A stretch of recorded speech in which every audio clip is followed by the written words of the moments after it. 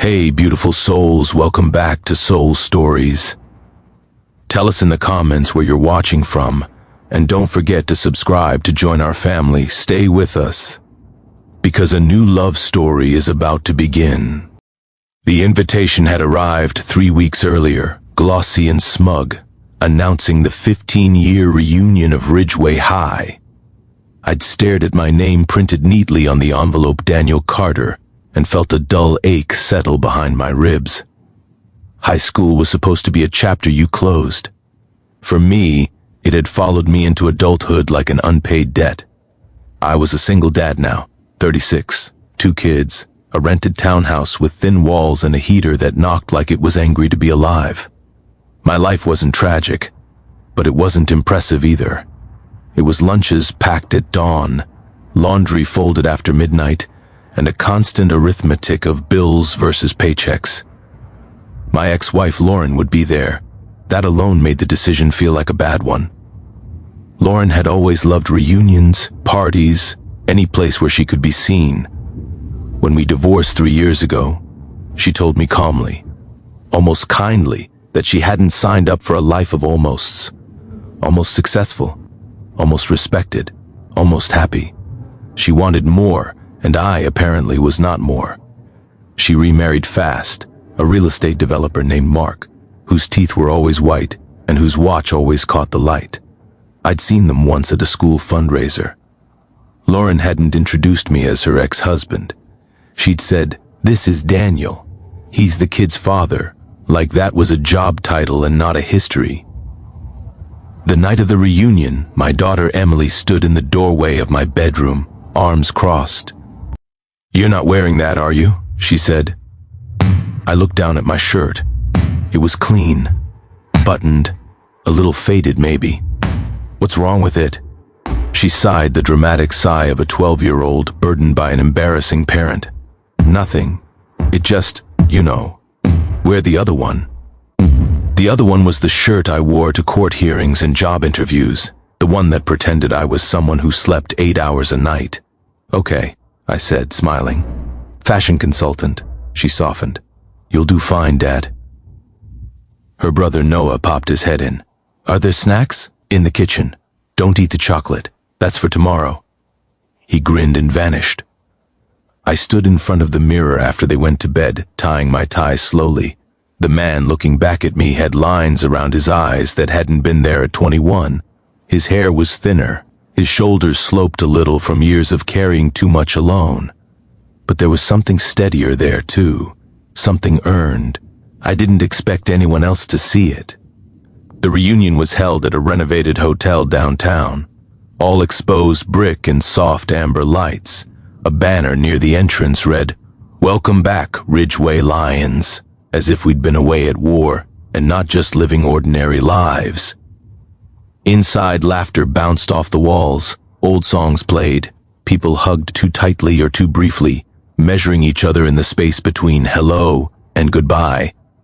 I made it 3 steps past the coat check before I heard her voice. "Well, look who showed up." Lauren stood near the bar, a glass of wine in hand, her hair perfectly styled, her dress effortless in that way that probably took an hour.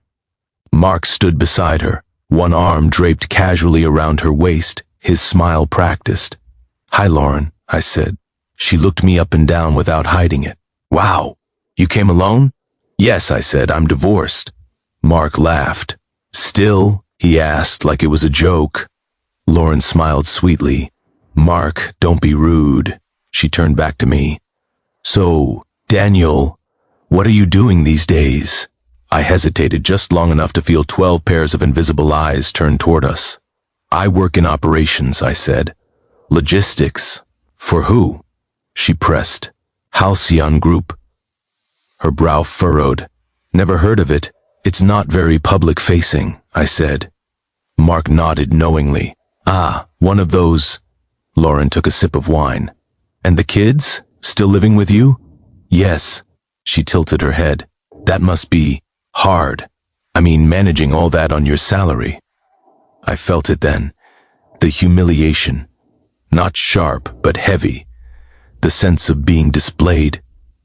"I manage," I said. She leaned closer, lowering her voice just enough to pretend it was private. You know, sometimes I wonder if you just pushed yourself more, things might have been different. Before I could respond, someone called Lauren's name from across the room. She smiled brightly, already turning away. "Enjoy the night, Daniel," she said. "Try not to disappear." They walked off together, Mark's laughter echoing behind them. I stood there holding a plastic cup of soda, wondering why I'd come.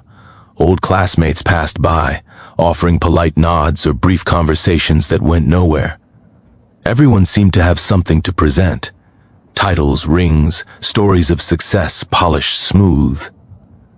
I slipped outside onto the terrace, the city humming below. The night air was cool, grounding. I leaned against the railing and let myself breathe. Daniel Carter. I turned. The man approaching me wore a simple black suit, no tie, his posture relaxed but unmistakably confident. He looked familiar in that way powerful people often do, as if you've seen them somewhere important. "Yes?" I said cautiously. He smiled. "It's me, Elias Rowan." It took a second. Then it hit me like a dropped plate. "Eli," I said. He laughed. "Haven't been called that in a while." Elias Rowan, CEO of Halcyon Group. My boss's boss's boss, the man whose name was whispered in boardrooms and splashed across financial headlines. The Billionaire founder. "You went to Ridgeway?" I asked stupidly. "Transferred senior year," he said. "You helped me pass calculus." I stared at him. "I did? You sat with me for weeks after school," he said. "I was terrible at it. You never made me feel dumb. I didn't know what to say. I saw your name on the guest list," he continued. "Thought I'd say hello." We stood there for a moment, the noise of the reunion muted behind us. "I heard what happened inside," he said gently. Heat rose to my face. "I'm sorry, that wasn't—" "You don't need to apologize," he said. "People show who they are at reunions." He looked out over the city. "You know, when I started Halcyon, I looked for people like you, like me?" I echoed. "People who do the work no one claps for," he said. "Who keep things moving, who don't need the spotlight." I swallowed. "I just do my job." "And you do it exceptionally well," he said. "Your optimization model saved us $12 million last quarter." I blinked. "It did?" He chuckled. "You didn't know?" I shook my head. "Well," he said, "that's on us." The terrace door opened. Laughter spilled out. Lauren's voice cut through it. "Daniel?" She stepped outside, Mark close behind. Her eyes flicked to Elias, assessing. "There you are," she said. "I was just telling Mark about how you used to tutor kids in high school." Elias smiled. "He tutored me." She froze. "I'm sorry." "I'm Elias Rowan," he said, offering his hand. Mark's face drained of color as he shook it. "Of course, Mr. Rowan. Huge fan of your work." Lauren recovered quickly. "I didn't realize you knew my ex-husband." "We worked together," Elias said lightly. Her laugh was brittle. "Oh, in what capacity?" Elias looked at me. "Daniel runs one of the most critical operational divisions in the company. Frankly, we'd fall apart without him." Silence stretched. Mark cleared his throat. "Well, that's impressive." Lauren's smile faulty. "Red, you never told me." "I didn't think it mattered," I said. Elias checked his watch. "Daniel, I was hoping to steal you for a moment. There's something I wanted to discuss." He turned to Lauren. "Lovely to meet you." As we walked away, I felt something shift, not triumph exactly, but balance, like a scale settling. Inside, Elias led me to a quieter corner. "I've been meaning to talk to you," he said. "We're expanding. I need someone to lead a new division. Full autonomy, better hours, significant raise." I stared at him. "Why me?"